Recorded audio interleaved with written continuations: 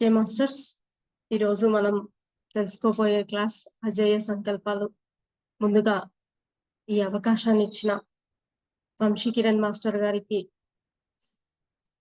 మానస మేడంకి హృదయపూర్వకంగా కృతజ్ఞతలు తెలుపుకుంటున్నాను మాస్టర్స్. అలాగే వింటున్న మీ అందరికీ కూడా హృదయపూర్వకంగా ఆత్మ ప్రణామాలు తెలుపుకుంటున్నాను.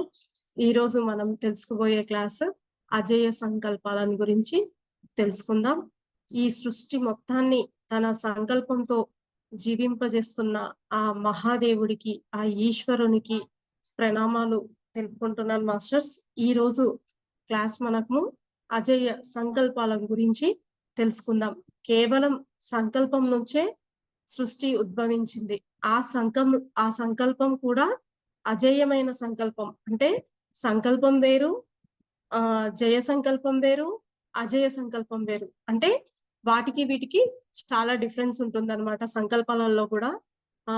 ఈ సృష్టి అంతా కూడా మొత్తం సంకల్పాల మీదనే నడుస్తుంది. అంటే మహాదేవుడు ధ్యానంలో ఉండి ఎలాంటి సంకల్పాలనైతే పెట్టుకుంటున్నాడో ఆ సంకల్పాల మీదుగానే ఈ సృష్టి అంతా కూడా రచన చేయబడుతుంది అనేది ఇక్కడ మనకు క్లారిటీగా అర్థమవుతుంది. అంటే ఇక్కడ మనకు కూడా కొన్ని కొన్ని సంకల్పాలు ఉంటాయి. అంటే కొన్ని కోరికలు ఉంటాయి.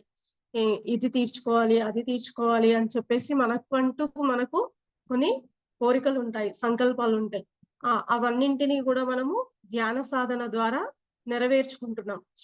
ఇంతవరకు కూడా చాలా సంకల్పాలను పెట్టుకొని సాధన చేసుకొని మనకు ఏదైతే కావాలనో అవన్నీ నెరవేర్చుకుంటూనే ఉన్నాం. అయితే అందులలో అజేయ సంకల్పాన్ని గురించి మనం తెలుసుకుందాం మాస్టర్స్. మన జీవితం చాలా అద్భుతంగా, మన జీవితం కూడా అద్భుతంగా విరాజిల్లాలి అంటే అజేయమైన సంకల్పం పెట్టుకోవాలి. ఈ టాపిక్ గురించి ఈరోజు తెలుసుకుందాం. అజేయమైన మార్గాలను ఎలా అన్వేషించాలి, అజేయమైన సంకల్పాలను ఎలా పెట్టుకోవాలి, వ్యక్తిగత పరిమితులను ఎలా దాటాలి, కొత్త కొత్త ఉపాయాలను ఎలా పెంచుకోవాలి, మన జీవితం మున్ముందుకు ఎలా తీర్చిదిద్దుకోవాలి, ఇవన్నీ మనం ఈరోజు క్లాస్ లో తెలుసుకుందాం మాస్టర్స్. అసలు అజేయ సంకల్పాలను ఎలా నెరవేర్చుకోవాలి అనే వాటి గురించి ఒక 10 పాయింట్స్ చెప్పుకుందాం. అసలు అజేయ సంకల్పాలు అంటే ఏంటి అంటే తిరుగులేని సంకల్పాలు. అంటే ఒక సంకల్పం పెట్టుకున్నాము అంటే అది తిరుగు లేకుండా ఉండాలి. అంటే ధర్మపరమైన, న్యాయపరమైన, ప్రకృతికి సంబంధించి అందరూ బాగుండాలి అనే ఒక సంకల్పంతో ఉండాలి అన్నమాట. అంటే ఒక సంకల్పం పెట్టుకున్నామంటే దాన్ని గట్టిగా ఎలా నెరవేర్చుకోవాలి అనేదే ఈరోజు తెలుసుకుందాం. దాని గురించి ఒక 10 పాయింట్స్ చెప్పుకుందాం. మానవుని జీవితంలో అజేయమైన సంకల్పం దేనికి అంటే సుదీర్ఘమైన జీవితం జీవిస్తూ, అది మానవులకే కాదు భూమి మీద ఉన్న ప్రతి ప్రాణికి కూడా వర్తిస్తుంది. ఈవెన్ పేడలో ఉన్న పురుగు సైతం కూడా దానికంటూ ఒక సంకల్పం ఉంటుంది. అంటే ప్రతి ఒక్క జీవికి, అంటే భూమి మీద పుట్టిన ప్రతి జీవికి కూడా అజేయమైన సంకల్పం ఉంటుంది. ఆ సంకల్పాలను ఎలా నెరవేర్చుకోవాలనేది ఈరోజు తెలుసుకుందాం. కానీ అజేయమైన సంకల్పాలను, ప్రతి ఒక్కరికి సంకల్పాలు ఉండడం అది సహజమే. కానీ ఆ సంకల్పాలను నెరవేర్చుకోకుండానే తనువు చాలించి మళ్ళీ తిరిగి భూమి మీదకి జన్మ తీసుకుంటూ ఉంటాం. కానీ ఈ సంకల్పాలను మనకి ప్రెజెంట్ ఉన్న జీవితంలో, సుదీర్ఘమైన ఈ జీవితంలో ఈ ఈ జన్మలోనే తీర్చుకోగలగాలి అంటే మనం ఏం చేయాలి అనేది ఈరోజు మనం తెలుసుకుందాం మాస్టర్స్. ప్రతి మనిషికి, జీవికి, జంతువులకి, ప్రతి దానికి కూడా లైఫ్ గోల్ అనేది ఉంటుంది. ఒక తిరుగులేని సంకల్పం ఉంటుంది. కానీ అది ఎలా సాధించాలో తెలియకుండా తను చాలించి మళ్ళీ భూమి మీద జన్మ తీసుకుంటూ ఉంటారు. అలా కాకుండా ఉన్న జన్మలోనే అజేయమైన సంకల్పాలను ఎలా సాధించాలో దాని గురించి తెలుసుకుందాం. మన జీవితాన్ని విజయవంతమైన జీవితంగా మార్చుకోవటానికి ఒక 10 పాయింట్స్ ని చెప్పుకుందాం మాస్టర్స్. ఆ 10 పాయింట్స్ ఏంటో చూద్దాం. మొదటగా అజేయమైన సంకల్పం కలిగి ఉండాలి. అంటే మొదటగా ఒక సంకల్పం కలిగి ఉండాలి. అది తిరుగులేని సంకల్పంగా ఉండాలి అన్నమాట. అంటే ఒకటి పెట్టుకున్నాము అంటే అది ఆలోచించి పెట్టుకోవాలి. ఏ సంకల్పాన్నైనా విచ్చలవిడిగా ఆలోచన రహిత స్థితిలో పెట్టుకోకూడదు. ఒక సంకల్పాన్ని పెట్టాము అంటే దాన్ని ఖచ్చితంగా నెరవేర్చుకునేటట్టుగా ఉన్నదాన్నే మనము ఎంచుకోవాలన్నమాట. అంటే మనం ఎందుకు జీవిస్తున్నాము? ఎక్కడ ఉన్నాము? ఏం ఏ ఏ పని చేయబోతున్నాము అని మన జీవితం మీద మనకే ఒక క్లారిటీ తెలియాలి. దానికి ఏం కావాలి? ఎందుకు కావాలి? అనే ప్రశ్నలను వేసుకున్నప్పుడు అజేయమైన సంకల్పం కావాలి అంటే మనకు మనముగా క్వెషన్స్ వేసుకోవాలి. అంటే ఇప్పుడు ఒక దాని గురించి చూస్తాం. అది కావాలనుకుంటాం. మనం మానవులం కదా! మనకు అన్ని కోరికలు కావాలనుకుంటాం. అన్నీ కావాలనుకుంటాం. ఒకటి చూడగానే మనకు కోరిక పుడుతుంది. దానికి అది కరెక్టా? రాంగా? మనం ఆలోచించే విధానం కరెక్టా? రాంగా? అని తెలుసుకోవడానికి కొన్ని క్వెషన్స్ వేసుకోవాలి మనకు మనముగా. అదేంటో చూద్దాం. ఆ క్వెషన్స్ ఎలా ఏసుకోవాలి అంటే, ఏం కావాలి? ఎందుకు కావాలి? ఎలా పొందాలి? అప్పుడు మనం కోరుకునే కోరిక కరెక్టా? కాదా? మనం పెట్టుకునే సంకల్పం కరెక్టా? కాదా? అనేది తెలుస్తుందన్నమాట. అంటే ఇక్కడ అజేయమైన సంకల్పం అని సార్ ఎందుకు చెప్పాడు అంటే, ఒక సంకల్పాన్ని పెట్టుకున్నామంటే, అది మన స్థాయిని, మన మనకున్నంతలో మనకు వీలైనంతగా ఒక్క సంకల్పాన్ని పెట్టుకోవాలి. అది తిరుగు లేకుండా ఉండాలి అన్నమాట. అదే అజేయ సంకల్పం అన్నమాట. కాబట్టి ఇక్కడ మనము ఏ సంకల్పాన్ని పెట్టుకోవాలనేది కూడా క్లారిటీ తీసుకోవాలన్నమాట. అట్లాంటి సంకల్పాన్నే మనం పెట్టుకోవాలి. ఆ సంకల్పాన్ని పెట్టుకోవాలంటే కొన్ని క్వెషన్స్ మనకు మనంగా ఏసుకోవాలి. ఏం కావాలి? ఎందుకు కావాలి? ఎందుకుండాలి? అనే క్వెషన్స్ వేసుకున్నప్పుడు అది కరెక్టా? కాదా? మనకు సూట్ అవుతుందా? లేదా? అనేది మనకు మనముగా తెలుసుకుంటామన్నమాట. అజేయ సంకల్పం పొందాలి అంటే అసలు ఆ! అజేయమైన సంకల్పం అంటే ఏంటో తెలుసుకోవాలి. అంతే గదా! మన సంకల్పం పొందాలి. న మన సంకల్పంని తీర్చిదిద్దుకోవాలి, సాధించాలి అంటే అసలు అజేయమైన సంకల్పం ఏంటో తెలుసుకోవాలన్నమాట. మనకు చాలా కోరికలుంటాయి. ఏది చూస్తే అది కావాలనిపిస్తుంది. హ్మ్. అప్పుడు మనము నాకిది కావాలి అని సంకల్పం పెట్టేసుకుంటాం. అలా కాకుండా ఆ సంకల్పంలో ధర్మపరమైన తిరుగులేని సంకల్పమే అజేయ సంకల్పం. అంటే ఎన్నో చూస్తుంటాం. బయటికెళ్తాం. ఎన్నో వాటిని చూస్తూ ఉంటాం. ఎన్నో వస్తువులను చూస్తుంటాం. ఎన్నో ఇండ్లను చూస్తుంటాం. రోడ్ల పైన ఎన్నో కార్లను చూస్తుంటాం. కొత్త కొత్త వెరైటీస్ చూస్తుంటాం. కొత్త కొత్త బట్టలను చూస్తుంటాం.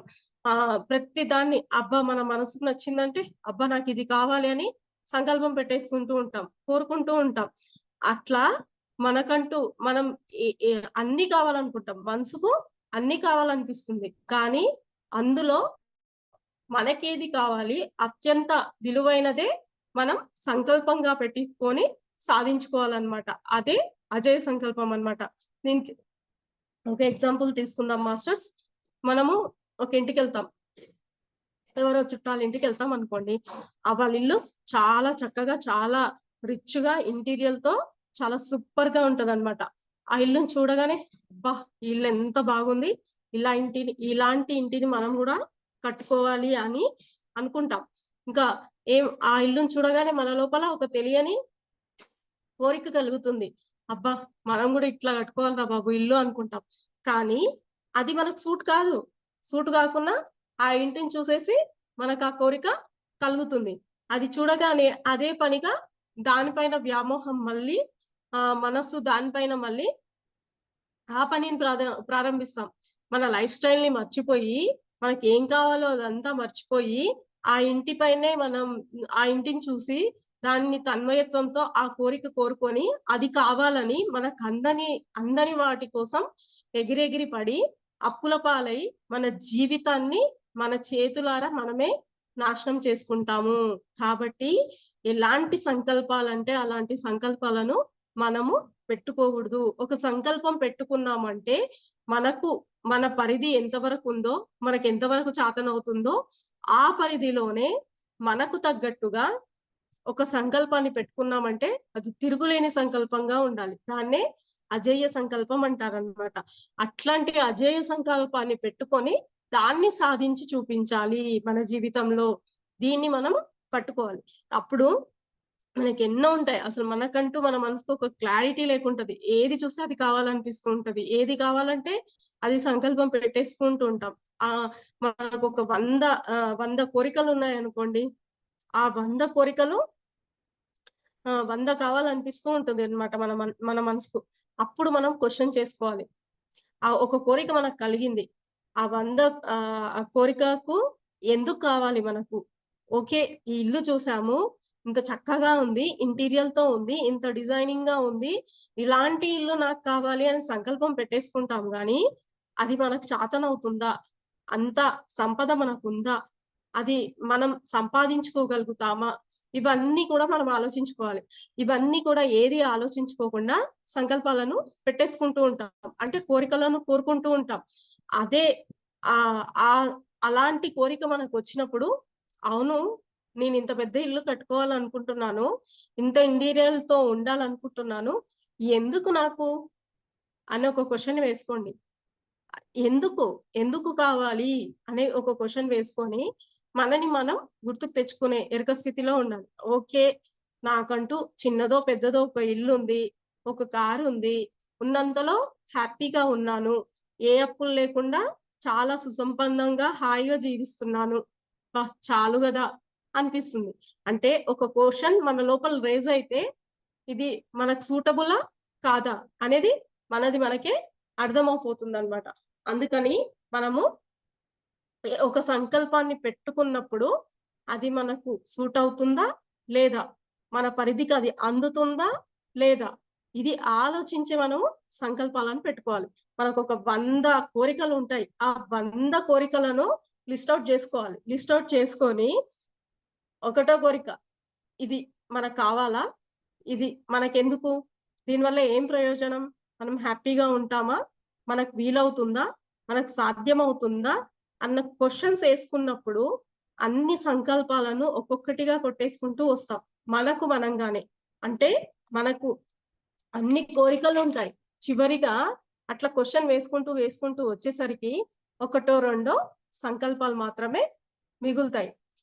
అన్ని సంకల్పాలను తీర్చుకోవడం కష్టం. అన్ని కోరికలను తీర్చుకోవడం కష్టం కానీ, అన్నింటిలో ఒకటో, రెండో తీర్చుకోవడం పెద్ద కష్టమేమి కాదనమాట.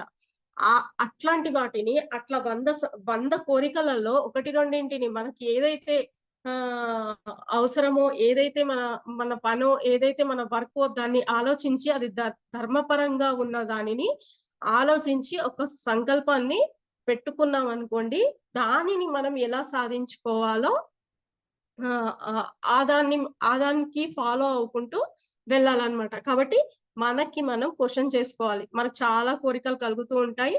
కానీ ఆ కోరికలలో మనం మనకెంత వరకు అది యూజ్ అవుతుంది? ఎంతవరకు దాన్ని సాధించగలుగుతాము? ఎందుకు కావాలి? హ్మ్. అనే క్వెషన్స్ మనం వేసుకుంటూ ఉన్నప్పుడు మనకు అవన్నీ ఎరేజ్ అయిపోయి ఒకటో, రెండో మాత్రమే ఉంటాయి. అవే తిరుగులేని సంకల్పాలుగా అంటే అజేయ సంకల్పాలుగా ఉంటాయన్నమాట. ఆ 1, 2లో ఏది ధర్మమైందో దాన్ని అప్పుడు సెలెక్ట్ చేసుకున్నప్పుడు ఒకటే సంకల్పం మిగులుతుంది. దాన్ని మనం హ్మ్. హ్మ్. దాని వైపు మనం ప్రయాణం చేయాలి. అంటే మన జీవితమంతా ఒక సంకల్పాన్ని పెట్టుకొని దాన్ని ఎలాగా సాధించాలి అనేది డిసైడ్ చేసుకొని ఆ సంకల్పం మీదనే మనం ఫాలో కావాలి. ఇప్పుడు చూడండి, టీవీలో చూస్తూ ఉంటాం. చాలా మందిని చూస్తూ ఉంటాం. కొంతమందికి చాలా గట్టి నమ్మకం ఉంటుంది. అంటే ఒకతనుంటాడు. అతనికి చేతులుండవు. కానీ అతను పెయింటర్. అతను పెయింటింగ్ ఎలా వేస్తాడు? అతనికి పెయింటింగ్ వెయ్యాలి అని ఒక దృఢ సంకల్పం ఉంటది. ఆయన చేతులు లేకున్నా వేయగలుగుతాడు. ఎలా వేస్తాడు అంటే కాళ్ళతో వేస్తాడు. అది చూస్తూ ఉంటాం. చాలా మందిని చూస్తుంటాం. చేతులు లేకున్నా సరే కాళ్ళతో చాలా అందమైన బొమ్మలను పెయింటింగ్ ద్వారా ఏసేవాళ్ళు చాలా మందుంటారు. కొంతమందుంటారు. డాన్సర్స్ ఉంటారు. వాళ్ళకి కాళ్ళుండవు. చేతులతో కవలికలతో డాన్సులు చేసేవాళ్ళు గూడా చాలా మందుంటారు. అంటే వాళ్ళ లోపల ఒక దృఢమైన సంకల్పం. నేనొక దాన్ని చెయ్యాలి అనుకుంటే వాళ్ళు దాన్ని సాధించి తీరుతారనమాట. అట్లా మనం కూడా అనవసరమైనవన్నీ కోరికలను కోరకుండా మనకంటూ ఒకటి ఉంటది. ఆలోచిస్తే మనకేది కావాలో మనకు తెలుస్తుంది. అది క్వెషన్ వేసుకున్నప్పుడు మనకు ఏది కావాలో మనకు తెలుస్తుంది. కాబట్టి అట్లాంటి దాన్ని మనము సెలెక్ట్ చేసుకోవాలనమాట. ఆ ఒక్కటే అజేయమైన సంకల్పం అన్నమాట. అట్లాంటి దాన్ని పెట్టుకొని మనము ముందుకెళ్ళాలన్నమాట. ఇంకా కొంతమందుంటారు. వాళ్ళు ఏం లేకున్నా హ్యాపీగా ఉంటుంటారు. కానీ పక్క వాళ్ళని చూసి ఏడుస్తూ ఉంటారు. ఆ దరిద్రాన్ని కొని తెచ్చుకుంటూ ఉంటాడు. అంటే మనిషికొక క్లారిటీ ఉండదు. వాడు ఇల్లు కట్టుకున్నందుకు నీ ఏడుపా? లేదా వాడు బాగుపడుతున్నందుకు నీ ఏడుపా? లేదా నాకు లేనందుకు ఏడుపా? ఈ మూడింటిని ఆలోచించండి. బాధ అనిపిస్తుంటది లోపల. ఎందుకనిపిస్తుంది? ఈర్ష్యతో వాడు కట్టుకుంటున్నాడని బాధ అనిపిస్తుందా? లేదా నీకు లేదని ఏడుపా? లేకుంటే వాడు బాగుపడుతున్నాడని ఏడుపా? ఇట్లాంటి వాళ్ళు గూడా చాలా మంది ఉంటారు. కాబట్టి ఈ విధంగా ఆలోచించకుండా ఒకే సంకల్పాన్ని పెట్టుకొని, ఒక క్లారిటీ తీసుకొని, ఒక అజేయమైన సంకల్పాన్ని పెట్టుకొని, దాన్ని లాక్ చేసుకొని, దాని వైపే వెళ్ళాలి. అంటే మనకంటూ మనకొక అజేయమైన సంకల్పాన్ని కలిగి ఉండాలి అనేది ఇక్కడ చెప్పుకుంటున్నాం. నెక్స్ట్ ఆ అజేయమైన సంకల్పాన్ని ఎలా తీర్చిదిద్దుకోవాలి అంటే కొన్ని పాయింట్స్ ఉన్నాయి గదా! అందులో ఒక సంకల్పం కలిగి ఉండాలి. నెక్స్ట్ వన్ మార్గాలు అన్వేషించాలి. ఆ సంకల్పాన్ని తీర్చుకోవటానికి మార్గాలను అన్వేషించాలి. ఒక అజేయమైన సంకల్పం పెట్టుకున్నాక దాన్ని ఎలా సాధించాలంటే దానికొక మార్గం కావాలి కదా! ఏ మార్గం పట్టుకోవాలి అని అన్వేషిస్తూ ఉండాలి. మన మనమే ఆ మార్గం కోసం అన్వేషిస్తూ ఉండాలి. ఖచ్చితంగా ఏదో ఒక మార్గం మనకు దొరుకుతుంది. మనం ఆలోచిస్తున్నామంటే ఒక మార్గం ఖచ్చితంగా మనకు దొరుకుతుందనమాట. ఆ మార్గం కోసం వెతికి వెతికి వెతుకుతేనే దొరుకుతుంది. వెతకనంత కాలం ఎక్కడేసిన గొంగడి అక్కడే ఉంటుంది. ఏ సంకల్పమైనా సరే, ఆ కోరిక తీర్చుకోవాలంటే దాన్ని ఎలా ఫాలో గావాలి, ఎలా ముందుకెళ్ళాలి అని ఆలోచన చేసినప్పుడే, మార్గాలను అన్వేషించినప్పుడే దానికొక సొల్యూషన్ దొరుకుతుంది. ఏది ఆలోచించకుండా ముందుకు పోతే మాత్రం ఎక్కడేసిన గొంగడి అక్కడే ఉంటుంది. కాబట్టి ఒక సంకల్పం నెరవేర్చుకోవడానికి మార్గాలను అన్వేషించాలి. దీనికొక ఎగ్జాంపుల్ చూద్దాం మాస్టర్స్. మహాభారతంలో హ్మ్. మాయాసభ ఉంటది గదా! మాయాసభలో జూదం అంటే మాయాజూదం జరుగుతూ ఉంటుందన్నమాట. అందులో శకుని, ధర్మరాజుని, దుర్యోధనుని ఇద్దరిని జూదం ఆడనికే పెడతాడన్నమాట. కూర్చోబెడతాడన్నమాట. అప్పుడు వాళ్ళిద్దరి దగ్గర అంటే దుర్యోధనుని దగ్గర ఎక్కువ ధనం ఉంటుంది. ధర్మరాజు దగ్గర తక్కువ ధనం ఉంటది. ఇప్పుడు జూదం ఆడుతూ ఉన్నప్పుడు ఏదో ఒకటి పెడతారు. అంటే బెట్టింగ్ టైప్. ఆ బెట్టింగ్‌లో ధర్మరాజు, దుర్యోధనుడు ఈక్వల్‌గా బెట్టింగ్ అమౌంట్‌ను పెడతారనమాట. బెట్టింగ్ అమౌంట్‌ని పెట్టి జూదం ఆడుతున్నప్పుడు ధర్మరాజు ఓడిపోతాడు. ఓకే. ఇంక నేను దీనిలో ఓడిపోయాను కదా! అని చెప్పేసి ధర్మరాజు ఆటలో నుంచి వెళ్ళిపోతూ ఉంటాడనమాట. ఇంక నేను ఓడిపోయాను కదా! ఓకే అని చెప్పేసి ఆయన అక్కడి నుంచి లేచి వెళ్ళిపోదామని అనుకుంటుంటాడనమాట. అప్పుడు శకుని ఏం చేస్తాడంటే వెంటనే మార్గాన్ని అన్వేషిస్తాడు. ఓకే. ధర్మరాజు ఇప్పుడు వెళ్ళిపోతున్నాడు గదా! ఇంకా ఈయనతోటి ఆడిపియాలి. ఇంకా ఈయనను ఏదో లాస్ జేయాలి అనుకోని శకుని అప్పుడే మార్గాన్ని అన్వేషిస్తాడు. అన్వేషించి శకునుని విలన్‌గా చూస్తాం కానీ ఆయన చాలా ఇంటెలిజెంట్ అన్నమాట. ఆయన ఆయన ఫ్రాక్షన్ ఆఫ్ సెకండ్స్‌లలో మార్గాలను, ఐడియాలను అన్వేషిస్తూ ఉంటాడన్నమాట.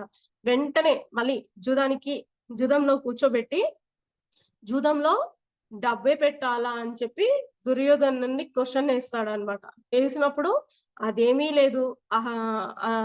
ఏదైనా పెట్టొచ్చని జెప్పి దుర్యోధనుడు అంటాడు. అప్పుడు దుర్యోధనుడు ఏం చేస్తాడు? ఓకే. ధర్మరాజు దగ్గర డబ్బులు అయిపోయాయి. జూదంలో పంద్యంగా నా 100 మంది తమ్ముళ్ళను నేను పెడతాను. ఆహ్, వ 100 మంది తమ్ముళ్ళని చూసుకొని నాకు చాలా గర్వంగా ఉంటుంది. కాబట్టి నేను వాళ్ళను జూదంలో పందెంగా పెడతానని చెప్పి దుర్యోధనుడు చెప్తాడు. వెంటనే ధర్మరాజు కూడా నాకు కూడా నా తమ్ముళ్ళని చూస్తే చాలా గర్వంగా ఉంటుంది అని చెప్పేసి ధర్మరాజు కూడా వాళ్ళ నలుగురు తమ్ముళ్ళని జూదంలో పెడతాడనమాట. ఇంకా ఓకే. ఇంకా ప్రతి ఆటకు నలుగురిని పెడితే దుర్యోధనుడు కూడా నలుగురిని పెడతాడు. ధర్మరాజు ఓడిపోతాడు.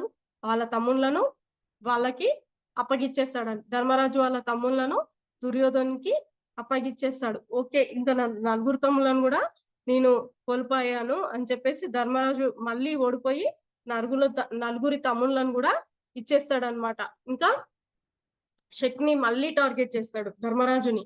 ఒకసారి రాజ్యాన్నంతా కూడగొడతాడు. తన సంపదలనంతా దోచుకుంటాడు. నెక్స్ట్ నలుగురు తమ్ముళ్ళను గూడా అక్కడి వైపు వెళ్ళేటట్టుగా చేస్తాడు.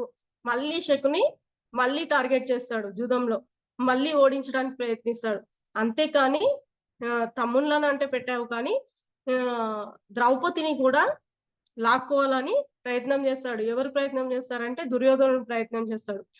బ్యాడ్ థింకింగ్ ఆలోచించి ఆమెను కూడా ఇందుట్లో పెట్టాలి, జూదంలో పెట్టాలి అని చెప్పి అంటాడు. కానీ శకునికి మాత్రం ద్రౌపదిని పెట్టాలన్న ఉద్దేశం లేదు. అంటే ద్రౌపదిని ఇటువైపు లాక్కోవాల్సిన అవసరం లేదని అనుకుంటాడు. కానీ దుర్యోధనుడు దానికి కూడా అంగీకరించడు. ఖచ్చితంగా ద్రౌపదిని జూదంలో పెట్టాలి అని చెప్పేసి ద్రౌపదిని కూడా పెడతాడు.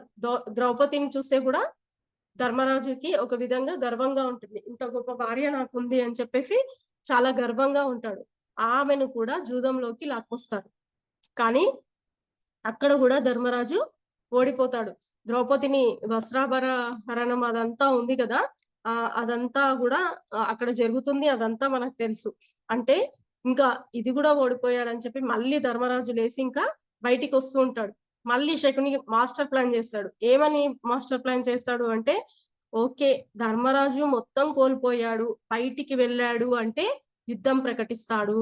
యుద్ధం ప్రకటించి మళ్ళీ తన తమ్ముళ్ళను ద్రౌపదిని తన వైపు లాక్కుంటాడు అని చెప్పేసి శకుని ఏం చేస్తాడు అంటే ధర్మరాజు కాళ్ళ పైన పడిపోతాడు. ధర్మరాజా నన్ను క్షమించు. నేను నిన్ను మాయాజూదం ఆడిపించాను. నిన్ను ఓడిపోయేటట్టుగా చేశాను. నన్ను క్షమించు అని కాళ్ళ పైన పడతాడు. ఎందుకు పడతాడో చూడండి ఇక్కడ. ఎంత మాస్టర్ ప్లాన్ ఏస్తాడు. ఓకే. సరే నిన్ను క్షమించాను అని చెప్పేసి ధర్మరాజు అంటాడు. నేను నీ రాజ్యాన్ని తీసుకున్నాను. నీ తమ్ముళ్ళను తీసుకున్నాను. ద్రౌపదిని కూడా తీసుకున్నాను. ఇవన్నీ చేశాను. మరి నీకు నా పైన కోపం రావట్లేదా? అని శకుని ధర్మరాజుని అడుగుతాడు. నాకేం కోపం రాదు. ఎందుకంటే నేను ధర్మం వైపు ఉంటాను. కాబట్టి నేను అంగీకరిస్తున్నాను అని చెప్పి అంటాడనమాట. నా ధర్మానికి నేను చాలా గర్వపడుతున్నాను అని చెప్పి అంటాడనమాట. అనంగానే ధర్మరాజు మళ్ళీ అనంగానే శకుని ఏం చేస్తాడంటే, ఓకే. నీ ధర్మాన్ని చూసి నీవు గర్వపడుతున్నావు కదా! అయితే నిన్నే ఫలంగా పెట్టు. నీ గర్వాన్ని ఫలంగా పెట్టు అని చెప్తాడు. అంటే ఎటు తిరిగి ధర్మరాజు బయటికెళ్ళొద్దు, యుద్ధం ప్రకటించొద్దు, మళ్ళీ వాళ్ళ రాజ్యాన్ని లాక్కోవద్దు అని ఇక్కడ ఆయన శత విధాలుగా ప్రయత్నం చేస్తూ ఉంటాడు. అంటే ఎటువైపు పోతే ఇతడు కింద పడతాడని మార్గాలను అన్వేషిస్తూ ఉంటాడనమాట. అట్లా ధర్మరాజుని లాక్ చేసేస్తాడనమాట. శకుని కృష్ణునితో సమానం అన్నమాట. కాకపోతే శకుని ఎందుకు ఆయన విలన్ అయ్యాడు అంటే, కృష్ణుడు ధర్మం వైపు ఉన్నాడు. శకుని విలనిజం చేశాడు కాబట్టి ఆయన అధర్మం వైపు ఉన్నాడు కాబట్టి ఆయన విలన్ గా మారిపోయాడన్నమాట. అంటే ఇక్కడ ధర్మరాజు కూలబడ్డాడు కాబట్టి మార్గాలను అన్వేషిస్తే మార్గం దొరుకుతుంది. శకుని మాస్టర్ మైండ్ తో ఆ మార్గాన్ని అన్వేషించకుండా ధర్మరాజును లాక్ చేశాడనమాట. ఒక్క సెకండ్ లోనే ఆలోచన విధానం మారిపోవాలి. ఒక్క సెకండ్ లోనే మార్గం అన్వేషించాలి. ట్రాఫిక్ లో ఇరుక్కుపోతూ ఉంటాం. ఇటువైపు కాకుండా అటువైపు వెళ్ళాలి అని ఎలా అయితే ఆలోచిస్తామో అలా ఒక సెకండ్ లోనే మార్గాన్ని అన్వేషించుకోగలగాలి. ఆలోచన చేస్తే మార్గం అనేది ఖచ్చితంగా దొరుకుతుంది అనేది ఇక్కడ మనము అర్థం చేసుకోవాలి. అంటే ఒక సంకల్పాన్ని నెరవేర్చుకోవాలి అంటే మార్గాలను అన్వేషించాలి అనేది ఇక్కడ తెలుసుకోవచ్చు. Next third point. First point ఏంటి? ఒక అజేయమైన సంకల్పము కలిగి ఉండాలి. రెండో పాయింట్ ఏంటి? ఆ సంకల్పాన్ని నెరవేర్చుకోవడానికి మార్గాన్ని అన్వేషించాలి. నెక్స్ట్ వ్యక్తిగత పరిమితులను పెట్టుకోండి. అంటే మనకంటూ కొన్ని వ్యక్తిగత పరిమితులను పెట్టుకోవాలి. చాలా మంది తమ అజేయమైన సంకల్పాలలో పడిపోయి ఇక్కడే వ్యక్తిగత పరిమితులను పెట్టుకుంటూ ఉంటారు. అంటే వ్యక్తిగత అవమానాలను పడతారు. దాంతో వాళ్ళ జీవితం సమసిపోతుంది. కానీ దాన్ని వ్యక్తిగతంగా తీసుకోకుండా ఇక్కడ వ్యక్తిగతం వేరు, వ్యవస్థాగతం వేరు. ప్రతి మనిషిలో ఇద్దరుంటారు. ఒకటి ఆత్మశక్తితో, ఇంకొకటి దేహశక్తితో. దేహశక్తిని మనస్సు ద్వారా సూచించబడుతుంది. ఆత్మశక్తి బుద్ధి ద్వారా ఉంటుందన్నమాట. ఎవ్వరైనా సరే సరే కానీ వ్యక్తులు మన దగ్గర ఉన్నారు అనుకోండి. వారి దేహశక్తిలో మాట్లాడుతున్నారా? ఆత్మశక్తిలో మాట్లాడుతున్నారా అని గమనించుకోవాలి. అది గమనించుకున్నప్పుడు మనము వాడు ఏమన్నా సరే మనము దాన్ని వ్యక్తిగతంగా తీసుకోము. ఎందుకంటే వాడు దేహ అంటే మనస్సుతో మాట్లాడుతున్నాడు. వాడికంత జ్ఞానం లేదు అని అక్కడే వదిలేస్తాం. ఇప్పుడు మనం గూడా చూడండి, మనం ధ్యాన సాధన చేస్తున్నాం. ఆత్మపరంగా ఆలోచిస్తున్నాం. మనం ఆత్మగా అనుకుంటున్నాం. కాబట్టి ఎవ్వరేమన్నా మనము తీసుకోము. ఓకే అంటే అనుకోని, ఎవరనుకుంటే వాళ్ళకే. వాడు అజ్ఞానంలో ఉండి మాట్లాడుతున్నాడు. మనకు ఆ జ్ఞానం తెలుసు అని మనం దాన్నేం చేస్తాం? వదిలిపెడతాం. అదే తెలియని వాళ్ళేం చేస్తారు? వాడు అట్లన్నాడు, ఇట్లన్నాడు, ఇదన్నాడు, అదన్నాడు అని దాన్ని వ్యక్తిగతంగా తీసుకొని ఆత్మహత్యల వరకు కూడా వెళ్ళిపోతూ ఉంటారనమాట. కాబట్టి దేన్నైనా సరే వ్యక్తిగత పరిమితులను దాటకుండా ఉండాలి. అంటే ఏదాన్నైనా కూడా వ్యక్తిగతంగా తీసుకొని మన లైఫ్‌ని మనమే స్పాయిల్ చేసుకోకూడదనమాట. ఫర్ ఎగ్జాంపుల్ దీనికొకటి చూద్దాము. మన ఇంట్లో వాళ్ళు మనని ఎన్నో మాటలు అంటూ ఉంటారు. అది మనస్సుతో ఆలోచిస్తే పగ, ప్రతీకారాలను పెట్టుకుంటాం. మన జీవితాన్ని మొత్తం గూడా నాశనం చేసుకుంటూ ఉంటాం. ఆ పగని, కోపాన్ని మళ్ళీ నెక్స్ట్ జన్మకు కూడా పాస్ అవుతూనే ఉంటుంది. అంటే మనం అజ్ఞానంలో జీవించి మనస్సుతో ఉన్నప్పుడు ఎవ్వరేమన్నా గూడా అది మనం వ్యక్తిగతంగా తీసుకొని, మనసులో పెట్టుకొని, వాళ్ళ పైన పగను, ప్రతీకారాన్ని పెంచుకొని ఎట్లాగైనా సరే వీన్ని సాధించాలి అని అనుకుంటాం. అంటే మనకంటూ ఒక గోల్ ఉన్న దాన్ని వ్యక్తిగతమైన మాటలతో అంటే అవసరం లేని మాటలను మన మనస్సు ద్వారా తీసుకొని మనం ఏం చేయాలనుకుంటున్నామో అది మర్చిపోతాం. ఇలాంటి పగలను, కోపాలను పెంచుకొని మన సంకల్పాన్ని చేజేతులారా నాశనం చేసుకుంటాము. కాబట్టి అట్లాంటి వాటికి లొంగకుండా ఆహ్, ఆత్మశక్తితో ఉండి వాటిని ఎక్కడి వరకు నియంత్రించుకోవాలో అక్కడి వరకే నియంత్రించుకోవాలన్నమాట. అంటే అజ్ఞానంలో ఉన్నవాడు వాడికి ఆ జ్ఞానం లేదు అని చెప్పేసి వాడిని అంతటితోనే వదిలేయాలి. ఆత్మపరంగా మాట్లాడేవాడిని మనస్పరంగా మాట్లాడేవాడిని పట్టించుకోకూడదు. వాడు అజ్ఞానంలో ఉండి అలా మాట్లాడుతున్నారని లైట్ తీసుకోవాలన్నమాట. అప్పుడు మనము చాలా కూల్‌గా ఉంటాం. మన సంకల్పము ఏదైతే ఉందో ఆ మార్గం వైపే మనం వెళ్తూ ఉంటామన్నమాట. అజేయమైన సంకల్పంతో మన జీవితాన్ని మనం ఆత్మను ఉద్ధరింప చేసుకున్న వాళ్ళం అవుతాము. అంతే గదా!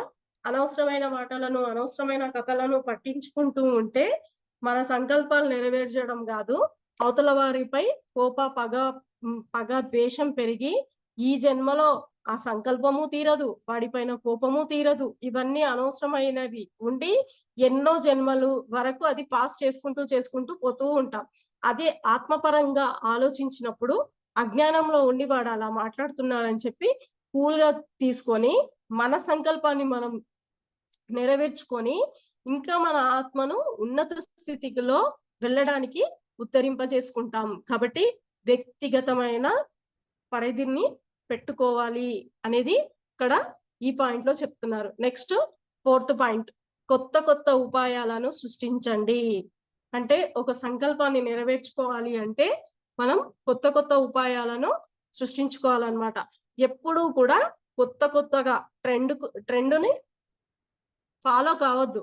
ట్రెండ్‌ను సృష్టించాలి. అంటే అందరూ ఒకే వేలో పోకుండా మనకంటూ మనము కొత్త ట్రెండ్‌ని సెట్ చేసుకోవాలి. ఎవరి పరిమితిలో వాళ్ళు ట్రెండ్‌ను సృష్టించుకోవాలి. ఆహ్, అందరి ఆహ్, అందరూ ఒకే దాని కోసం ఆరాటం వద్దు. మన స్థాయిలో మనము ఉన్నంతలో కొత్తగా ఆలోచించి ఉపాయాలను సృష్టించుకోవాలి. ధర్మపరంగా ఉండాలి. ఆ ఉపాయాలు గూడా ఎలా ఉండాలంటే ధర్మపరంగానే ఉండాలి. ఆ! ఒకసారి దీనికొక ఎగ్జాంపుల్ చూద్దాం. ఒక ఒక సర్కిల్ తీసుకుందాం. ఆ సర్కిల్‌లో 360 డిగ్రీస్ ఉంటాయి. ఒక 360 డిగ్రీస్‌లో ఒక ముల్లెళ్ళిపోయింది. మిగతా 359 డిగ్రీస్ ఉంటాయి. అంటే మనము ఆ ఒక్క డిగ్రీ వెళ్ళిపోయిన దాన్ని, ఓడిపోయిన దాన్ని చూసుకోకూడదు. నెక్స్ట్ వెనకాల ఎన్ని డిగ్రీస్ ఉన్నాయి? 359 డిగ్రీస్ ఉన్నాయి. ఆ 359 డిగ్రీస్‌ని ఎలా సాధించుకోవాలి అనేది మనం ఇక్కడ గమనించుకోవాలనమాట. ఒక చో ఆహ్, ఒక చోట వెళ్ళిపోయింది అని చెప్పి దానికోసమే ఆలోచించకుండా దాని వైపు వెళ్ళకుండా అదే ఆలోచన పెట్టుకోకుండా నెక్స్ట్ మనం ఇంకో కొత్త ఉపాయాన్ని ఎట్లా సృష్టించుకోవాలి అనేది ఆలోచన చేసినప్పుడు ఇంకో ఉపాయం ఖచ్చితంగా దొరుకుతుంది. సృష్టిలో ఒకటి పోతే ఇంకోటి రెడీగా ఉంటుంది. కాబట్టి మనము ఒకటి పోయిందని దాన్ని వదిలేసేయాలి. అది ఎందుకు పోయింది అని ఆలోచించే కన్నా కొత్త ఉపాయం కోసం మనం వెతుకుతూ ఉన్నప్పుడు ప్రకృతి ఖచ్చితంగా మనకొక ఉపాయాన్ని అందిస్తుందనమాట. ఒకటి పోతే ఒకటి రెడీగా ఉంటుంది. ప్రకృతిలో మన కోసం ఒకటి కోల్పోయాము అంటే ఇంకోటి రెడీగా ఉంటుందనమాట. కాబట్టి కొత్త ఉపాయాలను సృష్టించుకోవాలి అనేది చెప్తున్నాడు. ఒక సంకల్పం నెరవేర్చుకోవాలంటే కొత్త ఉపాయాలను సృష్టించుకోవాలి. సరే ఒకటి చేశాము. ఓడిపోయాము. నెక్స్ట్ ఇంకోటి ఆలోచించాలి. అది ఓడిపోయాము. నెక్స్ట్ ఇంకోటి ఆలోచించాలి. అంతేగాని అక్కడితో ఆగిపోకూడదు అనేది ఇక్కడ మనం తెలుసుకోవచ్చు. నెక్స్ట్ ఫిఫ్త్ వన్ వైఫల్యాలను మెట్లగా ఉపయోగించాలి. అంటే మనకు చాలా అపజయాలుంటాయి. చాలా విషయాలలో అన్‌సక్సీడ్ అయితాం. అంటే ఓడిపోతూ ఉంటాం. ఆ ఓడిపోయిన వాటిని కూడా మనము ఆహ్ మెట్లుగా యూజ్ చేసుకొని ఇంకా ముందుకెళ్ళాలి. అంటే ఆ ఓడిపోయిన దానికి మించి కాన్ఫిడెన్స్ లెవెల్స్ మనం పెంచుకొని ముందుకు వెళ్ళాలన్నమాట. అందరూ అన్నిట్లో విన్ అవ్వరు. ప్రతి ఒక్కరు ఒక్కొక్క దానిలో వైఫల్యం చెందుతారు. ఆ వైఫల్యాన్నే పునాదిగా వేసుకొని మెట్లెక్కాలి. ప్రతి ఒక్క ఫెయిల్యూర్ వెనుక ఒక లెసన్ నేర్చుకోవాలి. ఆ లెసన్ నేర్చుకొని ఇంకా ముందుకు వెళ్ళాలి. చాలా మంది ఉంటారు చూడండి. ఒక్కొక్కరు ఒక్కొక్క విధంగా లైఫ్‌ని డిజైన్ చేసుకుంటూ ఉంటారు. చాలా మంది లైఫ్‌లలో ఓ పెద్ద బిజినెస్ మాగ్నెట్స్ ఉంటారు. వాళ్ళు చాలా ఓటమిలను అన్నింటిని హ్మ్, అంగీకరిస్తారు. ఆ ఓడిపోయిన దాన్ని అక్కడనే ఫుల్ స్టాప్ పెట్టరు. ఇంకా సరే నేను ఇక్కడ ఓడిపోయాను గదా! ఇది ఎందుకు ఓడిపోయాను? ఏం తప్పు చేస్తే ఓడిపోయాను? అని చెప్పి అక్కడ ఎక్కడైతే మిస్టేక్ చేశారో ఆ మిస్టేక్‌ని సరిదిద్దుకొని ఇంకా ముందుకెళ్తారనమాట. అట్లా ప్రతి దాన్ని కూడా మన ఓటమిని మెట్లుగా వేసుకొని ఇంకా ఉన్నతంగా ఎదగాలి. ఇప్పుడు చూడండి 'విక్టరీ వెంకటేష్' సినిమా ఉంది. అదేంటి ఆహ్, 'రోజా' మూవీయో ఏదో ఉంది. ఆ మూవీలో వెంకటేష్ ఏం జేస్తాడు అంటే వాళ్ళ ఇంట్లో అంటే అందరూ ఎడ్యుకేటెడ్ పీపుల్స్ ఉంటారు. కానీ అతడొక్కడు చదువుకోని వాడుంటాడు. తండ్రికి చాలా కోపమొస్తుంది. నువ్వేమి చదవవని ఎప్పుడు తిట్టుకుంటూ ఉంటాడు. లాస్ట్‌కు తను ఇష్టపడిన అమ్మాయి ఉంటుంది. తను గూడా చాలా ఎడ్యుకేషన్ పరంగా చాలా ముందుకెళ్ళిన అమ్మాయి ఉంటుంది. ఇతను మాత్రం హీరో వెంకటేష్ మాత్రం ఏం చదువుకోడు. చదువుకోనప్పుడు ఆమె గూడా ఆయనని అవాయిడ్ జేస్తాడు. చేసినప్పుడు ఇంకొకామొస్తది. మీనా వస్తది. ఆమొచ్చి ఓకే అని ఇతని మంచి మనస్సుని అర్థం చేసుకొని పెళ్లి చేసుకుంటుంది. ఆమె చాలా వెల్ ఎడ్యుకేటెడ్ ఉంటది. వెంకటేష్ మాత్రం ఇక్కడ ఏమి చదవకుండా ఉంటాడు. అయినా పెళ్లి చేసుకొని వాళ్ళ పెళ్ళికి గూడా ఇంట్లో ఎవ్వరు అంగీకరించరు. ఇంట్లో నుంచి బయటికి వచ్చి అందరికి ఆన్సర్ చెప్పే విధంగా మెల్లిమెల్లిగా ఒక బస్ కొంటారు. దాన్ని డెవలప్ జేస్తారు. దానిపైన వచ్చిన డబ్బుతో 2 బస్సులు కొంటారు. దాంతో వచ్చిన దాంతో 3 బస్సులు కొంటారు. అలా కొని ఆ డబ్బుతో ఆమె మీనా చదువుకొని ఒక ఐఏఎస్‌గా అయ్యి వాళ్ళ ఇంటి వాళ్ళ ముందు ఒక ఉన్నతాధికారంతో నిలబడుతుందన్నమాట. అలా ప్రతి ఓటమిని కూడా ఒక పునాదిగా వేసుకొని మెట్లలా భావించి ఎక్కాలి. అప్పుడు మన సంకల్పం నెరవేరుతుంది. ఎక్కడ ఓడిపోయామో అక్కడ అలసటని నేర్చుకొని ఇంకా ముందుకెళ్ళాలి. అప్పుడు మన సంకల్పాన్ని సాధించుకోగలుగుతామనేది ఇక్కడ మనకర్థమవుతుంది. అంతేకాని మనం ఎక్కడైతే ఓడిపోయామో అక్కడే ఆగిపోయామనుకోండి, మన జీవితం అక్కడే స్టాప్ అయిపోతుంది. దాన్ని పునాదిగా వేసుకొని ఇంకా ముందుకెళ్ళాలి అనేది ఇక్కడ మనకు అర్థమవుతుంది. మొదటగా ఏం చేయాలి? ఒక సంకల్పాన్ని ఎంచుకోవాలి. నెక్స్ట్ దానికొక మార్గాన్ని అన్వేషించాలి. దానికి వ్యక్తిగత పరిమితులను పెట్టుకోకుండా ఉండాలి. ఇంకా కొత్త ఉపాయాలను సృష్టించుకోవాలి. ఆ ఉపాయాలలో వైఫల్యాలు వస్తూ ఉంటాయి. వాటిని పునాదిగా వేసుకొని మళ్ళీ ఎక్కుతూ ఉండాలి. ఇలా మన సంకల్పాన్ని నెరవేర్చుకోవడానికి వెళ్ళాలి. నెక్స్ట్ 6th పాయింట్ కర్మలను సుకర్మలుగా మార్చుకోవడము. అంటే అందరికీ కర్మలుంటాయి. అందరము దుష్కర్మలను చేసుకొని ఉంటాము. ఆ దుష్కర్మలను సుకర్మలుగా మార్చుకోవడం ఎలానో చూద్దాం. ప్రతి వ్యక్తికి ఏదైనా చేద్దాం అనుకుంటూ ఉంటాడు. కానీ వాడికి కర్మ అడ్డొస్తుంది.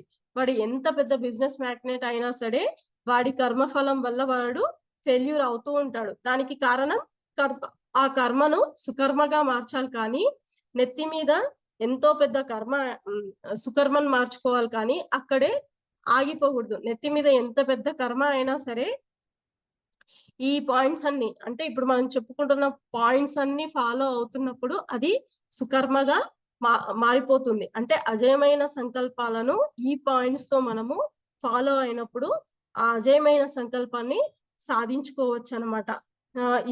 ఈ పాయింట్స్ అన్నిటిని ఫాలో అయిపోయామంటే సుకర్మగా మారిపోతుందన్నమాట.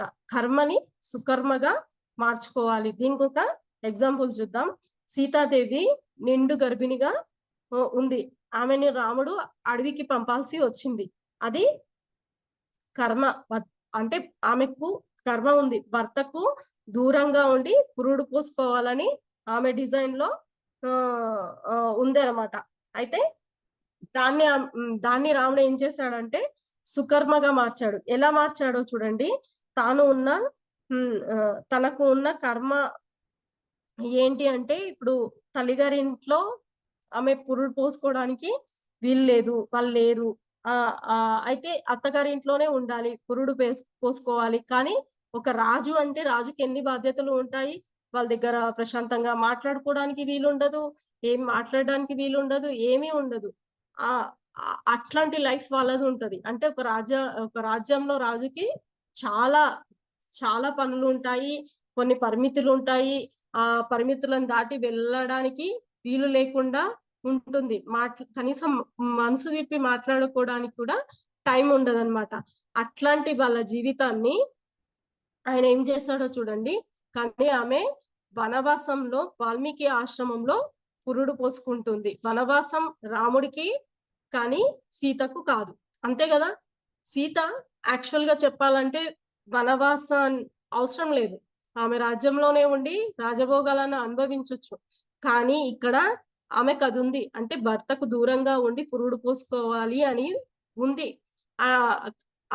అంటే శ్రీరాముడు ఆల్రెడీ వనవాసానికి వెళ్ళి 14 ఏళ్ళు వనవాసం చేసి పోయినప్పుడు సీతాదేవి రాజ్యంలోనే ఉంటే ఆ 14 ఏళ్ళు ఆయనతోటి హ్యాపీగా ఎలా గడిపేది చెప్పండి. పిల్లల్ని ఎలాగనేది చెప్పండి. కాబట్టి ఇక్కడ రాముడు ఇక్కడ ఆమె మాస్టర్ ప్లాన్ తో రాముని వనవాసానికి వెళ్ళినప్పుడు లక్ష్మణుడు పెడతాడు. ఆమె వెళ్ళాల్సిన పని లేదు. అయితే ఆమె ఆ కర్మను వనవాసానికి వెళ్ళి సుకర్మగా మార్చేసుకుంది. ఆమె హ్యాపీ డేస్ ని అనుభవించింది. వనవాసంలోని దాన్ని ఒక పిక్నిక్ గా మార్చేసుకుందన్నమాట. అందులో జలపాతాలు ప్రకృతి మధ్యలో రామునితో కలిసి చాలా అన్యోన్యమైన జీవితాన్ని గడిపింది. అదే రాజ్యంలో ఉంటే అది సాధ్యమయ్యేదో చెప్పండి? సాధ్యమయ్యేది కాదు. కాబట్టి ఆమె ఇది ఆలోచించి రాముడితో వెళ్ళిపోతుంది. అంటే తన దుష్కర్మను సుకర్మగా మార్చేసుకున్నాడు. అంటే తన భార్యకు జరిగే దుష్కర్మను సుకర్మగా మార్చేసుకున్నాడనమాట శ్రీరాముడు. ఇట్లా మనం గూడా జూడండి, మనకు వంశీ సార్ ఇచ్చిన గొప్ప కాన్సెప్ట్ ద్వారా దుష్కర్మలను సుకర్మలుగా మార్చేసుకుంటున్నాం. అంటే నిద్రలో, డ్రీమ్స్‌లలో మనం చేసిన దుష్కర్మను చూసుకుంటున్నాం. దానిని గుర్తుకు తెచ్చుకొని భౌతికంలో క్షమాపణ చెప్పుకుంటున్నాం. చెప్పుకోవడం ద్వారా అది రిలీజ్ అయ్యి ఏదో పెద్దగా జరగాల్సింది చిన్నగా జరిగి ఆగిపోతుంది. అంటే ఇక్కడ మన కర్మను సుకర్మగా మార్చుకుంటున్నట్టే గదా! కాబట్టి మన సంకల్పాలను నెరవేర్చుకోవాలంటే చాలా ఓటములొస్తాయి. చాలా కర్మలు అడ్డొస్తాయి. కానీ దాన్ని మనము సుకర్మగా మార్చుకోవాలి. ఒక పని మొదలు పెడుతూ ఉంటాం. ఏదో అడ్డొస్తుంది. అడ్డొచ్చినప్పుడు ఎందుకు అడ్డొస్తుంది? ఇది ఎందుకు జరగట్లేదు? అని చెప్పేసి మనం డ్రీమ్స్ యేసుకుంటున్నాం. డ్రీమ్స్ యేసుకుంటే అక్కడ మనం చేసే పనికి అదే విధంగా ఒక కర్మను చేసి ఉంటాం. దుష్కర్మను చేసి ఉంటాం. అది చూసుకుంటున్నాం. డ్రీమ్స్‌లో చూసుకుంటున్నాం. క్షమాపణ చెప్పుకుంటున్నాం. మనది రిలీజ్ అవుతుంది. మన పని మనకు సాఫీగా సాగిపోతుంది. అంటే ఇక్కడ దుష్కర్మతో అనుభవించాల్సిన బాధను సుకర్మగా చేసుకొని మనం ఎలాగైతే ముందుకెళ్తున్నామో, ఆ విధంగానే మన సంకల్పాలను నెరవేర్చుకోవడానికి కర్మలు అడ్డొచ్చినా దాన్ని సుకర్మగా మార్చుకొని ముందుకు వెళ్ళాలి అనేది ఇక్కడ మనకు చెప్తున్నాడన్నమాట. Next seventh point. కష్టాలను ఆత్మబలంగా మార్చుకోండి. అంటే మనకు చాలా కష్టాలుంటాయి. దాన్ని కాన్ఫిడెన్స్‌తో, ఆత్మబలంతో మార్చుకొని ముందుకెళ్ళాలి. ఒకామె భర్త, అత్త, మామ కరోనాతో చనిపోతారనమాట. ఆమె చాలా బాధపడుతుంది. అందరూ చనిపోయారు. నేనొక్కదాన్ని ఒంటరిగా ఉన్నాను. నాకు పిల్లలు కూడా లేరు. ఆహ్, ఈ ఒంటరి జీవితం ఎందుకు అని ఆమె చనిపోవాలనుకుంటుంది. కానీ ఆమె విచక్షణ జ్ఞానంతో ఆమె ఏం జేసింది? ఎందుకు నాకిన్ని కష్టాలు వచ్చినాయి? నేను గతంలో ఏదో చేశాను కాబట్టే ఇప్పుడు నాకొచ్చాయి అనుకోని ఆహ్, నా అది ధైర్యం జేసుకొని ఓకే. నేనిచ్చిందే నాకొచ్చింది అనుకోని ధైర్యంగా ఎదుర్కొని ఆత్మబలంగా ఆమె మార్చేసుకుందనమాట. అంటే ఒంటరి జీవితాన్ని అనుభవించలేక చనిపోవాలనుకున్న ఆమెకి సాధన ద్వారా విచక్షణ కలిగి ఓకే. ఈ ఒంటరితనాన్ని నేనిచ్చాను గాబట్టి ఇప్పుడు నాకొచ్చింది. ఓకే. దీన్ని యాక్సెప్ట్ చేస్తా అని చెప్పేసి దాన్ని ఆత్మబలంగా మార్చుకొని ఇంకా ఉన్నతంగా జీవించడానికి ప్రారంభించిందనమాట. ప్రస్తుతం మనం కూడా అంతే గదా! మనం చాలా కష్టాలను ఎదుర్కొంటూ ఉంటున్నాం. సాధన ద్వారా ఆ కష్టాలను ఆత్మబలంతో ఎదుర్కొంటూ మన కాన్ఫిడెన్స్‌ని పెంచుకుంటున్నాం. అంతే గదా! ఇప్పుడు జూడండి, ఎన్నొచ్చినా సరే సాధన చేసుకుంటున్నాం. ధ్యానం ద్వారా చేసుకుంటున్నాం. క్లియర్ చేసుకుంటున్నాం. ముందుకెళ్తున్నాం. ఏదైనా వచ్చినా సరే ఆలోచిస్తున్నాం. అంతేగాని పడిపోవట్లేదనమాట. కాబట్టి కష్టాలను ఆత్మబలంగా మార్చుకోవాలి. దీనికొక ఎగ్జాంపుల్ చూద్దాం మాస్టర్స్. అహల్య ఉంది. అహల్య తన భర్త గౌతముడు అహల్యని అనుమానిస్తాడు. అతడు ఇంద్రుడికి శాపం పెడతాడు. ఎందుకు శాపం పెడతాడు అంటే ఇంద్రుడు అహల్య దగ్గరికి గౌతముని వేషంలో వస్తాడనమాట. అంటే గౌతముడిలాగా వస్తాడనమాట. కానీ వెంటనే అహల్య ఇంద్రుడిని గుర్తుపడుతుంది. నువ్వు "నువ్వా గురువుగారు మీరెందుకు ఇక్కడికొచ్చారు?" అని అడుగుతుంది. అంటే ఆయన రూపంలో వస్తాడనమాట. అహల్య భర్త రూపంలో వస్తాడు. "మీరెందుకొచ్చారు గురువుగారు? మీరా?" అని అంటుందనమాట. అంటే గౌతముని రూపంలో ఉన్నా నువ్వు నన్నెలా గుర్తుపట్టావని చెప్పి ఇంద్రుడంటాడు. అనంగానే అహల్య ఏమంటుంది అంటే, "మా ఆయన మా ఆహ్, మా వారు కమండలం ఈ చేతిలో గాదు, ఈ చేతిలో పట్టుకుంటాడు" అని చెప్పేస్తుందనమాట. దాంతో ఆయన చిరునవ్వు నవ్వుతూ ఉంటాడనమాట. అక్కడికి వెంటనే గౌతముడొస్తాడు. నదికి పోయిన గౌతముడు వెంటనే అక్కడికి వస్తాడనమాట. ఓహో! వీళ్ళిద్దరూ ఏదో ఆహ్, ఏదో చేస్తున్నారు. వీళ్ళిద్దరి మధ్యలో ఏదో ఉందని చెప్పేసి ఆయనకు అనుమానం గలుగుతుంది. వెంటనే ఇంద్రుడిని శపించబోతాడనమాట. అప్పుడు అహల్య ఆపుతుంది. అతడు చేసిన దానిలో తప్పేం లేదు. అతన్ని శపించకండి అని చెప్పి ఆపేస్తుంది. అప్పుడు గౌతముడికి కోపం వచ్చి నువ్వు కూడా అతనికి ఒత్తాసు పలుకుతున్నావా? మీ ఇద్దరి మధ్యలో ఏదో ఉంది అని చెప్పేసి అహల్యకు శాపం ఇచ్చేస్తాడనమాట. శపించేస్తాడనమాట. అంటే ఆ శపించడంతో ఆమె చాలా బాధపడిపోతుంది. ఇంకా ఇంట్లో నుంచి బయటికి రాలేకపోతుంది. బయటికొచ్చేసరికి అందరూ తిట్టడము, "నువ్వు ఇంత ఇదిగా ఉన్నావా? నువ్వొక వేశ్యవి" అది ఇది అని చెప్పి ఆమెని అనరాని మాటలు అంటారనమాట. ఇంకా ఆమె ఇంట్లోనే ఉంటుంది. కానీ తనని తాను ఎలా నిరూపించుకోవాలని చెప్పేసి ఆమె ఏం చేస్తుంది, కొన్ని నెలల తరబడి తపస్సులో కూర్చుంటుంది. ధ్యాన స్థితిలో కూర్చుంటుంది. ధ్యానం జేస్తుంది. ఆ ధ్యానంలో శ్రీరామునితో కనెక్ట్ అయిపోతుందనమాట. కనెక్ట్ అయిపోయి ఆ రామచంద్రునికి రోజు చెప్పుకుంటుందనమాట. ఎందుకు, ఎందుకు నాకిలా జరిగింది? ఎందుకు నా భర్త నన్ను శపించాడు? దానికి గల కర్మను చూపియండి అని రాముడితో కనెక్ట్ అయ్యి రోజు అడుగుతూ ఉంటుందనమాట. అప్పుడు అటుగా వెళ్తున్న రాముడికి ఎవరో పిలిచినట్టుగా అనిపించి ఆమె ఇంటి లోపలికి వెళ్తాడనమాట. జరిగిందంతా గూడా అహల్య రాముడికి చెప్తుందనమాట. చెప్పంగానే రాముడు బయటికి తీసుకొని వచ్చి అహల్య బయటికి తీసుకొని వచ్చి, "ఈ లోకంలో శపించబడేవారు ఎవ్వరూ లేరమ్మా" అని చెప్పి తరిమి చెప్తాడనమాట. శపించబడేవారు ఎవ్వరూ ఉండరు.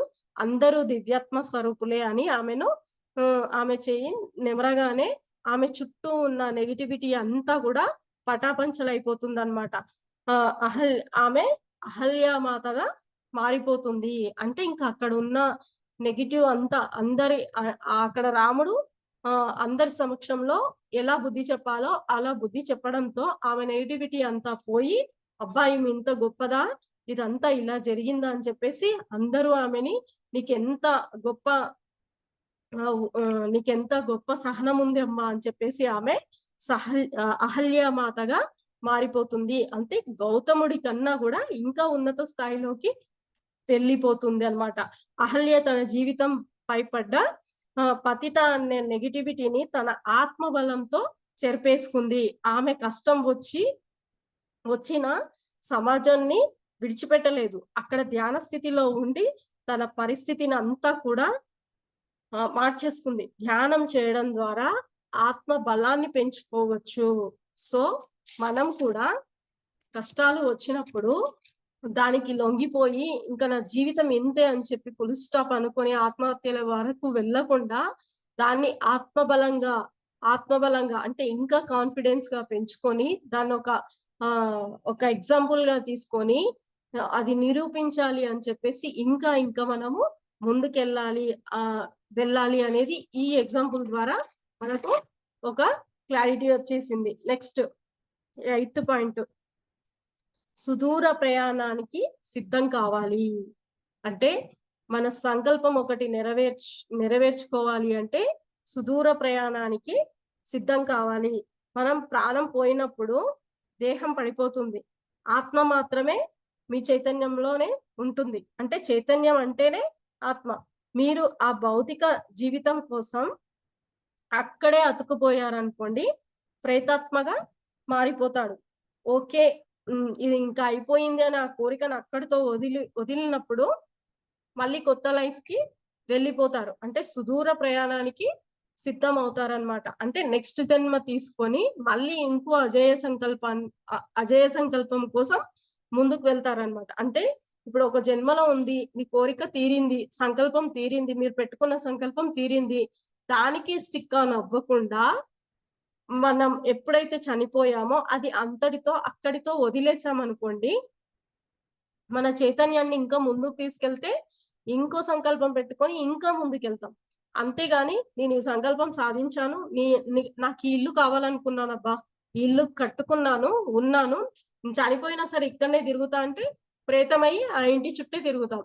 అదే ఓకే. కట్టాలనుకున్నాను. కొన్ని రోజులున్నాను, చూసుకున్నాను, అయిపోయింది అని చెప్పి ఇంకో ప్రయాణం వైపు వెళ్లారనుకోండి, అప్పుడు మళ్ళీ నెక్స్ట్ ఇంకో జన్మను తీసుకొని, ఇంకో సంకల్పాన్ని పెట్టుకొని, ఇంకా ఉన్నత స్థాయికి వెళ్ళిపోతారనేది ఇక్కడ అర్థం అన్నమాట.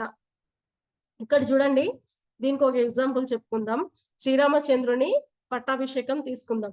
శ్రీరామచంద్రునికి రేపు పట్టాభిషేకం అనంగానే హ్మ్.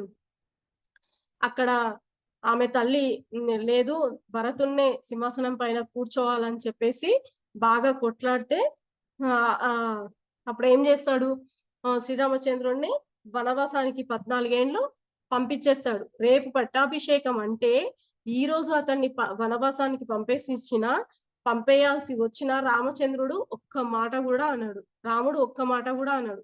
ఓకే 14 ఏండ్లు నాకు వనవాసమా అని చెప్పి ఆయన కళ్ళు మూసుకొని ఆయన అసలు ఆయన ఎందుకు వచ్చాడు అనేది తెలుసుకొని ఆయన ఓకే అని చెప్పి అంగీకరించి వనవాసానికి బయలుదేరుతాడు. నేను రాజ్యాన్ని వదిలిపోవాలనా, నేను రాజ్యాన్ని ఇంత భోగవంతమైన జీవితాన్ని వదులుకోవాలా అని అక్కడ ఆలోచించలేరు రామచంద్రుడు. ఓకే నాకు వనవాసంకి వెళ్ళాలి అని చెప్పేసి వెళ్ళిపోతాడు. అంటే ఏ టైంలో కూడా ఎలాంటి పరిస్థితుల్లో కూడా మనం ఒకటే దానికి స్టిక్ ఆన్ అవ్వకూడదు. ఓకే ఒకటి మన ముందుకు వస్తే దాన్ని యాక్సెప్ట్ చేస్తూ వెళ్ళిపోతూ ఉండాలి. ఇప్పుడు దానికి ఒక సాంగ్ కూడా పాడుతూ ఉంటారు. నా దారి ఎడారి నా పేరు బికారి కాదన్నది కాదన్న చోట మజిలీ నా జీవితం అని ఒక సాంగ్ ఉంటుంది. అంటే మనకంటూ ఇప్పుడు ఉన్న ఈ భౌతిక స్థితి వరకే మనది, తర్వాత మనది కాదు. దానికి మనం స్టిక్ ఆన్ అయ్యామంటే మనం ప్రేతంగా మిగిలిపోతాం తప్ప ముందుకెళ్ళం. అదే ఓకే నేను సాధించుకున్నాను, అనుకున్నదేదో తీర్చుకున్నాను, ఓకే అనుకొని ముందుకెళ్ళామనుకోండి, మనం ఇంకో జన్మ తీసుకొని కొత్త సంకల్పాన్ని పెట్టుకొని ఇంకా సుదూరం ప్రయాణాలను చేయగలుగుతాం అన్నమాట. నెక్స్ట్ 9th పాయింట్, అదృష్టం కోసం ఎదురు చూడకండి. అంటే ఎప్పుడు అదృష్టం కోసం ఎదురు చూడకండి. అదృష్టం అనేది ఎప్పుడు మన ముందే ఉంటుంది, వెనుక ఉండదు. చాలా సార్లు అనుకుంటూ ఉంటాం మనకు అదృష్టం కలిసి రాలేదు అనుకుంటూ ఉంటాం. అలా అనుకోవద్దు. అలా అనుకుంటే అక్కడే ఆగిపోతాం. అదృష్టం అనేది ఒక సర్ప్రైజ్ గిఫ్ట్ అన్నమాట. అంటే గత జన్మలో మనం ఎవరికో ఏదో ఇచ్చి ఉంటాం, అది అన్ఎక్స్పెక్టెడ్ గా ఇప్పుడు వస్తుంది. కాబట్టి దాన్ని మనము అదృష్టాన్ని ఎప్పుడు మన ముందు ఎప్పుడు రావాలో అప్పుడు వస్తుంది. కానీ దానికోసం ఎదురు చూడాల్సిన అవసరం మనకు లేదు. ఇప్పుడు భౌతికంలోనికి అది అందరికీ ఉంటుంది. ఎవరికైనా కూడా అదృష్టం ఉంటుంది, దురదృష్టం ఉంటుంది. అది భౌతిక స్థితిలో ఉన్నప్పుడు అందరికీ ఉంటుంది. అందుకని అదృష్టం కోసం ఎదురు చూడవద్దు. అది వచ్చేటప్పుడు వస్తది. మనం చేసే ప్రయత్నం మనం చేయాలి. దీనికోసం ఒక ఎగ్జాంపుల్ చూద్దాం. ఏకలవ్యుడు, అర్జునుడు ఇద్దరు ఉంటారు. ఇద్దరు విలువిద్య నేర్చుకుంటూ ఉంటారు. అద్భుతమైన వీరులు వీళ్ళిద్దరు. అయితే ద్రోణాచార్యుడు అర్జునునికి విలువిద్య నేర్పిస్తాడు. ఏకలవ్యుడు కూడా అడుగుతాడు నేర్పించమని, కానీ అది సాధ్యం కాదని చెప్పి ద్రోణాచారి అంటాడనమాట. అప్పుడు ఏకలవ్యుడు అక్కడితోటే ఆగిపోడు. ఓకే నాకు కూడా ఒక మంచి గురువు దొరుకుతాడు అని అనుకుంటాడు. అనుకొని ద్రోణాచారి యొక్క విగ్రహాన్ని ప్రతిష్ఠించుకొని ఆయన అర్జునునికి నేర్పిస్తున్న పాఠాలన్నింటినీ కూడా చాటుమాటుగా చూసి ఏకలవ్యుడు నేర్చుకుంటాడనమాట. అంటే అర్జునుడి కన్నా కూడా గొప్ప విలువిద్యకారుడు అయిపోతాడనమాట. అందుకు ద్రోణాచారి కూడా చాలా ఆశ్చర్యపోతాడు. చూడంగానే ఇంతగా నేర్చుకున్నాడా అని చెప్పేసి ఆయన ఏమంటాడు, నీ బొటనవేలు నాకు ఇవ్వమని, గురుదక్షిణగా ఇవ్వమని అడుగుతాడు. నువ్వే నా గురువు అంటున్నావు కదా, నా ప్రతిభను పెట్టుకొని నువ్వు విద్యను నేర్చుకున్నాను అంటున్నావు కదా, నీ బొటనవేలు ఇవ్వమని ద్రోణాచార్యుడు అడుగుతాడు. ఏకలవ్యుడు దాన్ని ఆలోచించాడు. ఓకే నా బొటనవేలు కావాలా అని చెప్పి అనంగానే తీసిస్తాడు. ఆయన అంతగా అక్కడికే ఆగిపోడు. ఓకే బొటనవేలు లేకుంటే బాణం విద్యను చేయడం అంత ఈజీ కాదు. ఆయన ఏం చేస్తాడు, ఓకే ఎడమ చెయ్యిది పోయింది కదా, కుడి చెయ్యి నుంచి విలువిద్య నేర్చుకుందామని ప్రయత్నిస్తూ ఉంటాడనమాట. అంటే మన అదృష్టాన్ని ఎవ్వరూ ఆపలేడు. ఇక్కడ ద్రోణాచార్యుడు బొటనవేలు తీస్తే విలువిద్య చేయలేడని అనుకుంటాడు. కానీ ఏకలవ్యుడు దీనితో కాకుండా దీనితో ప్రయత్నిద్దామని అనుకుంటాడు. అక్కడ ఆయన సంకల్పం గొప్పది. ఎలాగైనా నేను విలువిద్య నేర్చుకోవాలి అన్న సంకల్పం గొప్పది కాబట్టి అతడు ముందుకెళ్ళాడు. ఎవ్వరూ కూడా ఎవరి అదృష్టాల కోసం ఎదురు చూడకండి అనేది దీని ద్వారా మనకు అర్థమవుతుందన్నమాట. అతడు అదృష్టాన్ని నమ్ముకోలేదు, సాధనను నమ్ముకున్నాడు. ఆ సాధన ద్వారానే ఈ చేతి వేలి పోతే ఈ చేతితో నేర్చుకుందాము అన్న స్థితిలో అతను ఉన్నాడు. కాబట్టి అదృష్టం ఉంటేనే జరుగుతుంది అనేది కూడా ఎవరు పెట్టుకోకండి అనేది ఇక్కడ చెప్తున్నాడన్నమాట. నెక్స్ట్ 10th పాయింట్, కాలం అనుకూలంగా ఉన్నప్పుడు ఉపయోగించుకోండి. అంటే మనకంటూ ఒక టైం డ్యూరేషన్ ఖచ్చితంగా ఉంటుంది. ప్రతి మనిషికి ఒక టైం డ్యూరేషన్ ఉంటుంది. ఆ టైం డ్యూరేషన్ లో ఆ సక్సెస్ఫుల్ టైంలో మనం ఏం చేయాలనుకుంటున్నామో అది ఖచ్చితంగా ఆ టైంలో నెరవేర్చుకోవాలి అనేది ఇక్కడ చెప్తున్నాడు. అంటే కాలం చక్కగా అనుకూలించినప్పుడు మనం అజేయ సంకల్పాన్ని నెరవేర్చుకోవడానికి ఉపయోగించుకోవాలి. Time is most important. మనం ఒక పని చేస్తున్నప్పుడు కాలం అనుకూలించకుంటే దాన్ని అక్కడితోనే ఆపేసేయాలి. మళ్ళీ మనకంటూ ఆ టైం వచ్చే వరకు ఎదురు చూడాలి. ఒక నక్క చూడండి, ద్రాక్ష తోటలోకి వెళ్తుంది. ద్రాక్ష పళ్ళ కోసం ఎగిరెగిరి చూస్తుంది. దానికి అందదు. ఓకే, అందుతలేదు కదా అని మళ్ళీ ఆ సమయం వచ్చే వరకు వెయిట్ చేద్దామని చెప్పేసి వెయిట్ చేస్తది. మళ్ళీ కొన్ని దినాలైనాక ఆ ద్రాక్ష పళ్ళు పెద్ద పెద్దగా అయ్యి ఆ బరువుకు ఆ చెట్టు కిందికి వంగిపోతుంది. ఆ నక్క అప్పుడొస్తది. ఎగ్గరంగానే ఆ ద్రాక్ష పండ్లు అందుతాయి. అంటే కాలం కలిసి రానప్పుడు ఆ టైం వచ్చేసరికి వెయిట్ చేయాలి. ఆ టైం వచ్చినప్పుడు వెంటనే లాక్కోవాలి. అంటే ఇక్కడ మనకంటూ మనకొక సక్సెస్ టైం అనేది వస్తుంది. ఆ టైం వచ్చినప్పుడు మన సంకల్పాలను నెరవేర్చుకోవడానికి యూజ్ చేసుకోవాలి అనేది ఇక్కడ చెప్తున్నాడు. అంటే ఒక సంకల్పాన్ని నెరవేర్చుకోవాలి అంటే ఏం చేయాలంటే ఫస్ట్ మన సంకల్పం ఒక సరి అయిన సంకల్పాన్ని పెట్టుకోవాలి. దానికి మార్గాన్ని అన్వేషించాలి. వ్యక్తిగత పరిమితులను పెట్టుకోవాలి. ఆ వ్యక్తిగత పరిమితులను పెట్టుకొని దానికి కొత్తగా ఉపాయాలను సృష్టించుకోవాలి. ఆ ఉపాయాలలో ఏవైనా వైఫల్యాలు జరిగితే ఆ వైఫల్యాలని మెట్లుగా ఉపయోగించుకొని ముందుకు వెళ్ళాలి. తర్వాత కర్మను సుకర్మగా మార్చుకోవాలి. అంటే మనకున్న దుష్కర్మలను సుకర్మలుగా మార్చుకోవాలి. కష్టాలను ఆత్మబలంగా మార్చుకోవాలి. అంటే మనకు అన్ని కష్టాలు వస్తాయి. ఒక దాని మీద మనం వెళ్తూ ఉన్నప్పుడు అన్ని జరుగుతుంటాయి. అవన్నింటిని తట్టుకొని ఆత్మబలంతో ముందుకెళ్ళాలి. ఇంకా సుదూర ప్రయాణానికి సిద్ధం కావాలి. అంటే ఎలాంటి పరిస్థితుల్లో అయినా మనం చేయాల్సింది చేసి మళ్ళీ నెక్స్ట్ దానికి వెళ్ళాలి. అదృష్టం కోసం ఎదురు చూడకండి. మనం చేసే ప్రయత్నం మనం చెయ్యాలి. ఇంకా కాలం అనుకూలంగా ఉన్నప్పుడే ఆ కాలాన్ని ఉపయోగించుకొని మన సంకల్పాలను నెరవేర్చుకోండి. అంటే ఇక్కడ మనం ఒక సంకల్పాన్ని నెరవేర్చుకోవాలి అంటే ఈ 10 పాయింట్స్ మనం ఫాలో అయ్యామంటే ప్రస్తుతం ఉన్న జీవితంలోనే మన సంకల్పాలను నెరవేర్చుకొని విజయవంతమైన జీవితాన్ని అనుభవిస్తాము. నెక్స్ట్ మళ్ళీ ఇంకొక అజేయమైన సంకల్పాన్ని పెట్టుకొని ఇంకో స్థితిలోకి వెళ్ళిపోతాము అనేది ఇక్కడ మనకు సార్ క్లియర్ గా చెప్తున్నాడు. అంటే సంకల్పాలను పెట్టుకుంటే తిరుగులేని సంకల్పాలను పెట్టుకోవాలి అనేది ఈ అజేయమైన సంకల్పం మాస్టర్స్. ఓకే మాస్టర్స్, ఇంతటితో క్లాస్ అయిపోయింది. థ్యాంక్ యూ సో మచ్ మీరందరూ ఇంతసేపు విన్నందుకు. ఎవరికైనా ఏమైనా డౌట్స్ ఉంటే అడగండి మాస్టర్స్.